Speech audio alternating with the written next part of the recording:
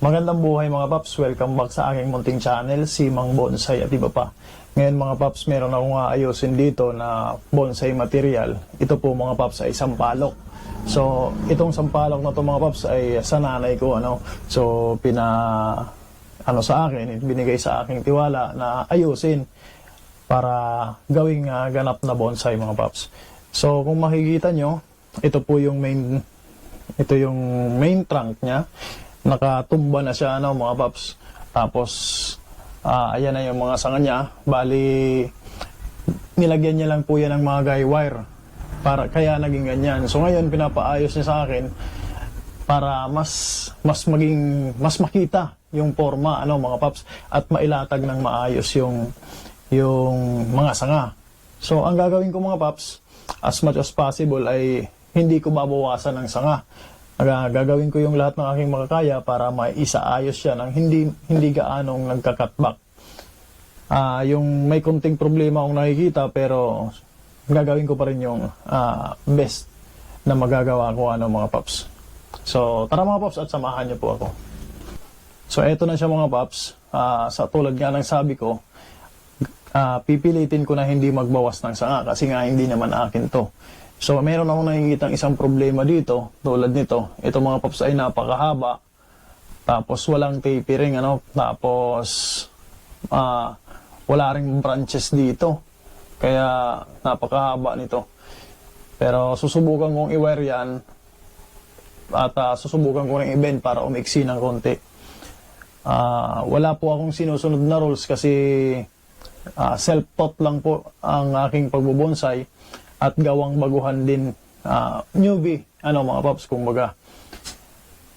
So, ito nga palang material na to ay namumunga na mga paps, kaya sayang naman kung puputulin. So, ito po yung back niya. Ito po yung main trunk line. Yan. So, ang gagawin ko, meron di kasi dito mga paps na sanga. Itong isang sanga na to, yan. So, susubukan kong mag-itsurang isang puno rin siya dyan. So, tara mga paps, iwa-wire ko muna to. Then, papakita ko na lang kapag na-wire ko na mga paps. Pero hindi ko na ipapakita ng buo yung wiring process. So mga paps, eto na po at na-wire ko na lahat. Kung makikita nyo mga paps, yung mga itim na yan na nakapulupot, yan po ay wire. So na-wire ko na sila. Ngayon, wala po akong binawas dyan na branch kahit isa. So ngayon mga paps, ilalagay ko na siya sa kanilang pwesto. So bending na muna tayo mga paps. So una, dito ako mag-uumpisa mag-bend. Itong isa na to. So gagawin ko itong mukhang independent na puno. So subukan kong gawin na independent na puno ito mga paps. Ayan. So ang binibend dito mga paps, ang aking ginagawa, ang binibend ko po ay yung wire para sumunod yung branch. So kahit maliliit mga paps, wala pa akong binabawas na sanga. Hahayaan ko lang muna yan dyan para makakreate ng movement yung mga branches niya.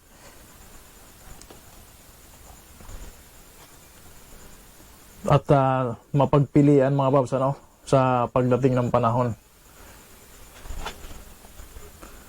Ayan yung mga nodes mga paps, tapos yung mga shoots na maliliit, nilalagay ko na rin sa pwesto outside ng curb para sa susunod kapag kailangan silang gamitin ay nasa pwesto na rin sila.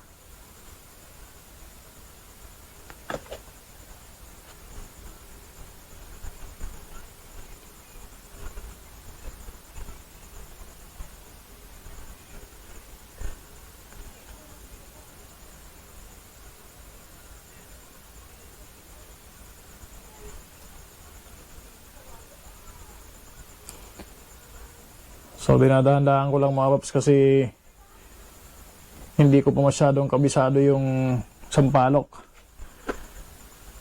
Baka hindi ko alam kung marupok o hindi mga paps. Kaya dinadahan-dahan ko lang pag-bend.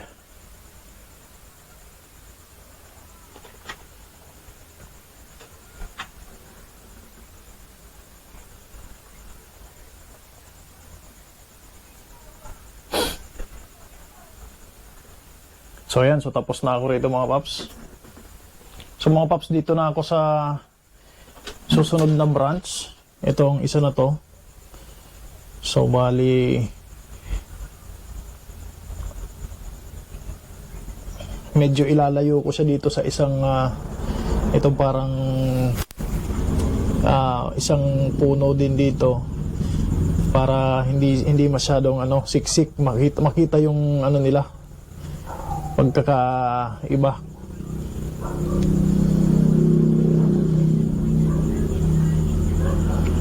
Paiksi natin to.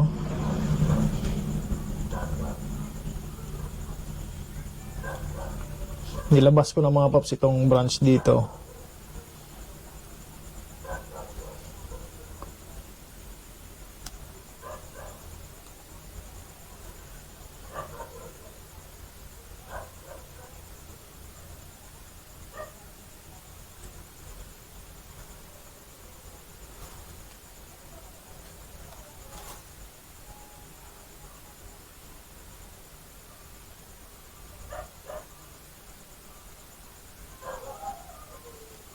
So yan. Susunod ito naman dito. So dito naman ako mga paps, itong part na to ay back na. Itong branch na to. Medyo ibababa ko siya ng konti kasi likod na ito siya.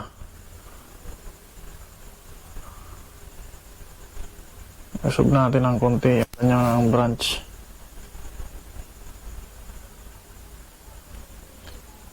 So dadagdagan ko lang itong isang wire na to kasi medyo mahirap i-bend. Ngayon dagdagan natin ang isang torn, isang coil, isang wire. Doblehin natin para ma-bend siya, hindi sumasama. So ganyan lang mga paps yung ginagawa ko pagka hindi kayang i-bend. Dinadagdagan ko lang ng isang torn.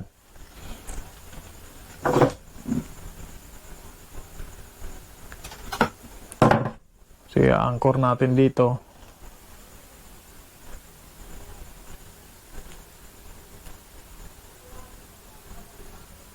Meron din namang isa pang branch dito na pwedeng isama nang hindi masayang yung wire. So as much as possible mga paps, di ako muna masyadong nagbawas ng branches. Mamaya na lang, siguro mga minor na lang na branches yung ibabawas kasi hindi akin to, at saka sayang naman, namumunga pa naman to.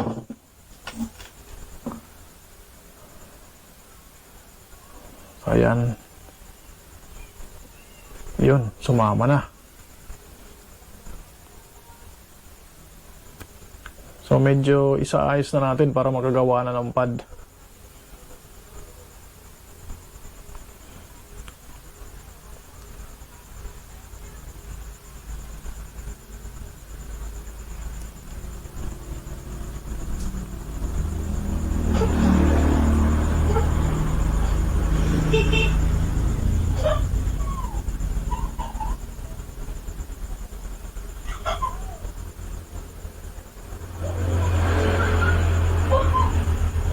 So ayan mga paps, kung makikita nyo,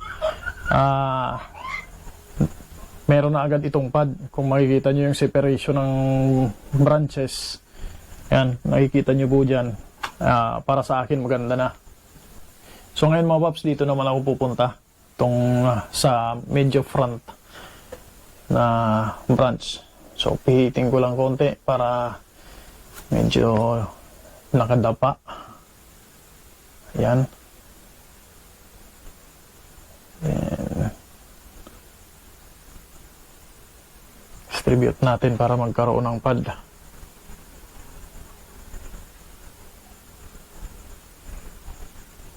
So dahan-dahan lang din, baka maputol.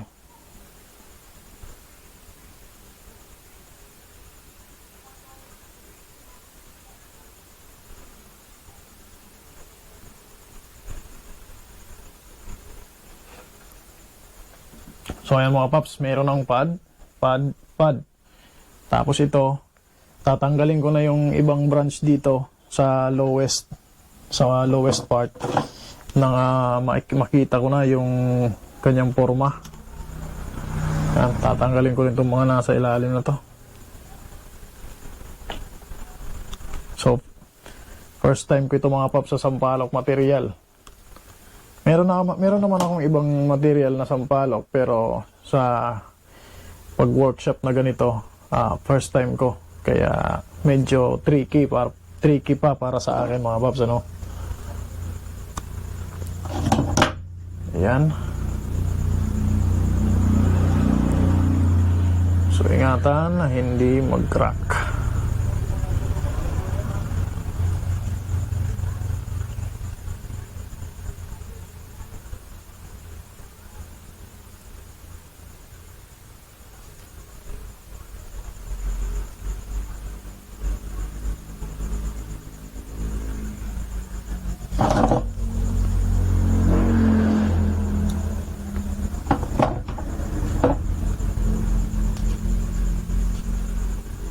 So ayan mga paps, kung makikita nyo, parang meron ding isang separate na tree dito sa baba.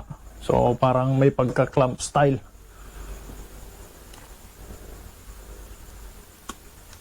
So yun, mga minor na branches pa lang yung tinanggal ko. So hindi ako nagbawas talaga ng mga branches.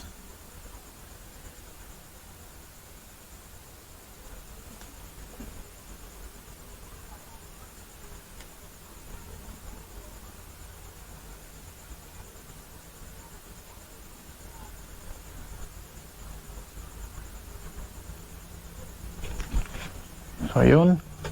Ngayon ito yung mahirap na part. Ito yung sinasabi ko na mahirap na part. Medyo ewan ko lang kung kaya kong i-bend yan. So pagdating dito mga paps, kung makikita nyo, straight na straight yan. Tapos walang branch. Walang branch. So gusto kong paiksiin. Sayang naman kung tatanggalin yan. Gusto ko siyang paiksiin. Kaya kung makikita nyo, yung coil ng wire ay masyadong malalapit. So magiging support dyan sa kanyang mark sa branch para kung sakali man na mag-snap, mga paps, mag-crack. So isa yung support. Ganyan yung ginagawa ko. So dadahan-dahanin ko, sana ay makaya nitong wire na to na i-bend. I-twist and bend. Kasi medyo, talaga siya. Medyo straight. So gusto ko siyang paiksiin.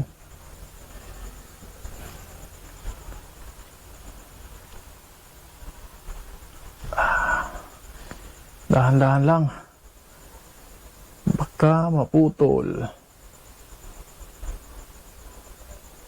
Mapagalitan tayo pag naputol mga paps.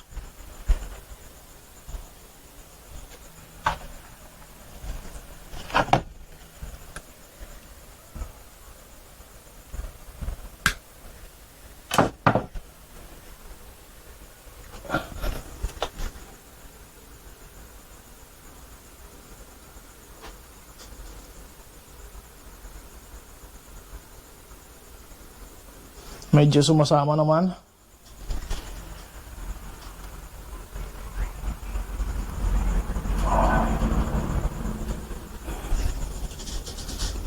Yan.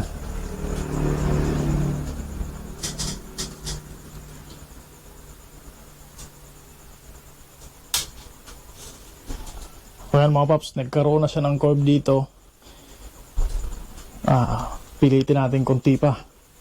Kung kakayanin, kung hanggang saan yung kakayanin.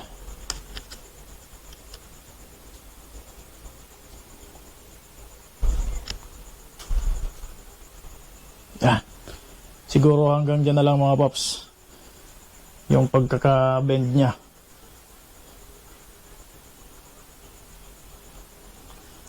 Then dito naman, babalik natin to.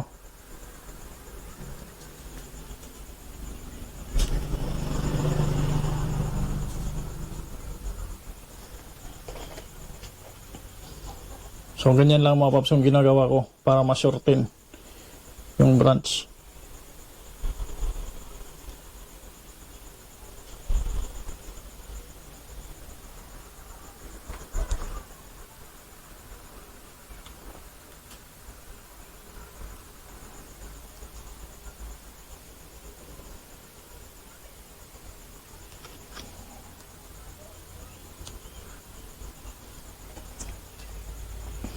So kung makikita nyo mga paps, meron na siyang curve.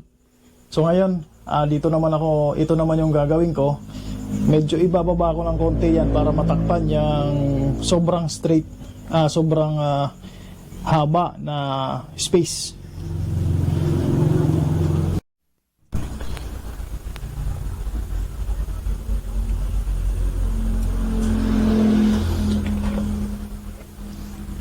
So naisipan ko mga paps na itong branch na to, iusog ko ng konti doon para medyo matakpan yung ditong part. Masyadong hollow. Yan. Para magkaroon dito.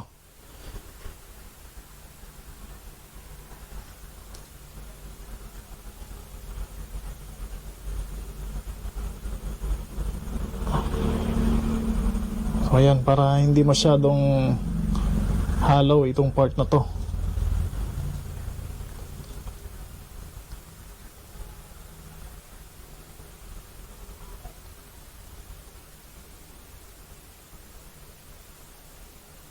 Ayan, so dito na tayo mga paps.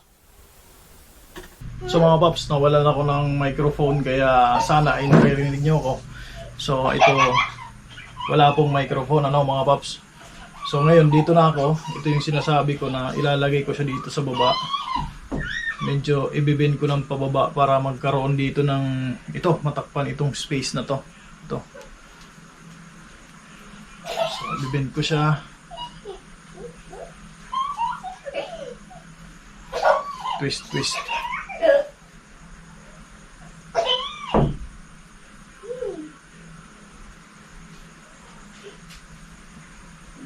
So, ayan yan. Medyo nakukuhan natin. So, distribute yung mga branches mga paps para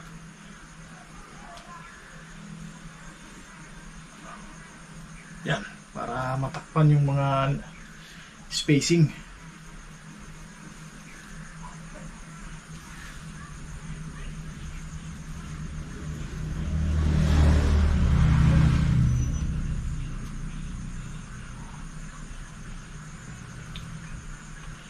So ayan, kung mapapansin nyo mga paps, nandito na itong branch na to. Yan. So makikita nyo yan, halos di na makita yung sobrang layo ng gap.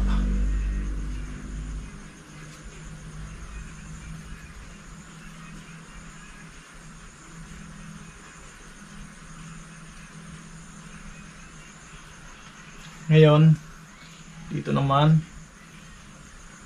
ay ibababa ko ng konti.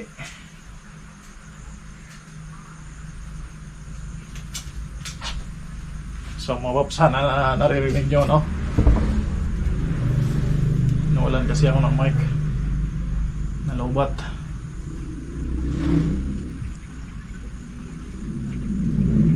Ito.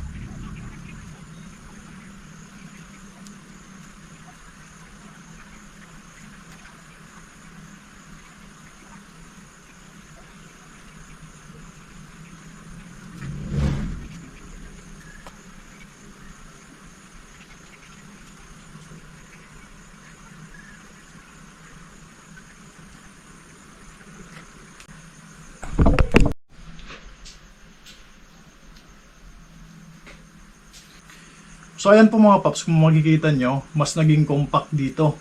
Ngayon magbabawas ako ng ilang sanga para hindi masyadong congested. Yan, masyadong marami. Yan, tapos i-wire ko po itong iba. Bawas muna tayo.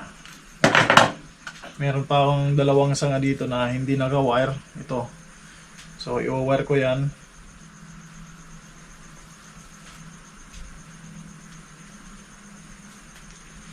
Para mailagay sa mas magandang pwesto. So ito mga paps, na-wire ko na. So bali, yung pwesto natin yan dito. Nang mawala yung parang negative space. Masyadong maluwang na space.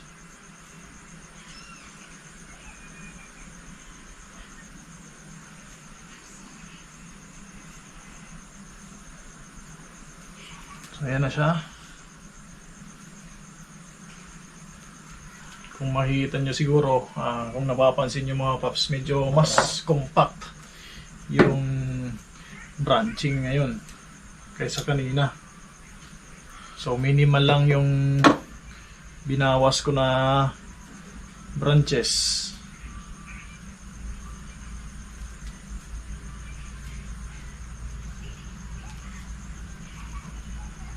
Yan.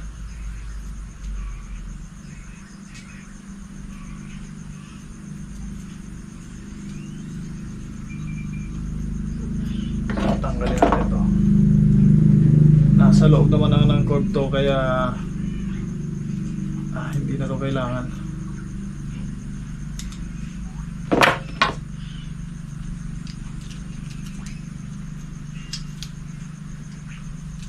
So, yun.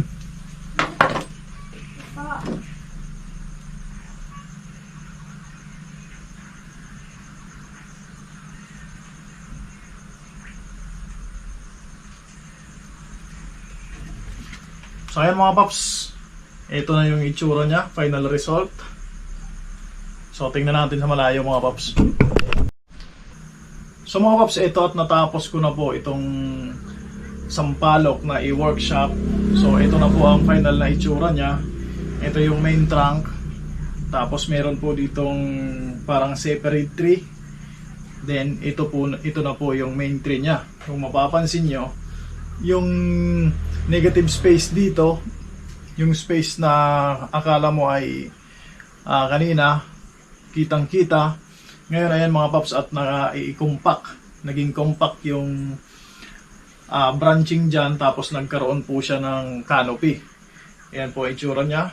Ito po, tingnan natin yung likod. Ayan po yung likod. So sa tingin ko, satisfied naman po ako sa naging resulta sa kinalabasan nitong sampalok. So ito ay fruiting na po ito mga paps. Namunga na ito isang beses. Ngayon, hihintay na lang ulit na mamunga.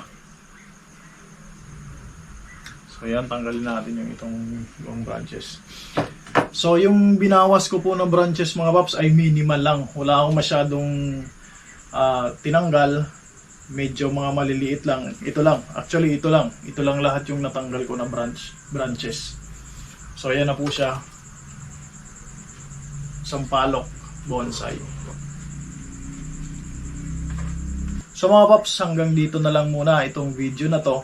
Sana po ay meron akong na-share sa inyo. Gawang baguhan pa rin mga paps. Pero sana kahit pa paano ay meron kayong nakuha at natutunan. So maraming salamat po sa panonood. Once again, kung hindi pa po kayo nakapag-subscribe, iimbitahan ko po kayo na mag-subscribe. Click nyo rin po yung notification bell para updated po kayo sa mga susunod pa na video at updates ng mga ginagawa kong bonsai. At share nyo na rin mga paps para makarating doon sa mga nais pang mag-umpisa, nais mag-bonsai, at doon din sa mga baguhan na katulad ko. Yun lamang po. Once again, magandang buhay at happy bonsai.